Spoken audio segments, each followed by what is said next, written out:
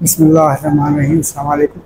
मेरा नाम मोहम्मद शहजाद है। मैं पहली दफ़ा कराची से यहाँ पे आया हूँ मैं उम्रे के लिए अल-मुअल्लम एकेडमी की तरफ से। तो इन्होंने काफ़ी हमारे साथ ताउन किया, बेहतरीन उन्होंने हमारे को रिस्पॉन्स दिया और बहुत अच्छी अच्छी बातें बताई रास्ते में और कदम कदम में उन्होंने गाइड किया। तो मैं आगे यही रेफ़र करूँगा कि जब भी आप आएँ तो उनके रेफरेंस से आएँ। और उन्होंने काफ़ी दीन की बातें समझाई हमने और काफ़ी हमें ताउन दिया है। और मैं ये कोशिश करूँगा कि उनके साथ आइंदा भी आऊँ मैं। और आपसे भी गुज़ारिश करता हूँ कि जब भी आप आएँ तो इनके रेफरेंस से आएँ। ये बहुत अच्छा गाइड करते हैं और करते रहते हैं। तो मैं ये चाहूँगा कि आप जब भी आएँ तो इनके साथ आएँ।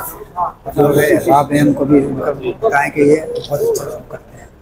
तो मेरी ये ख्वाहिश है कि मैं इनके साथ आऊँ।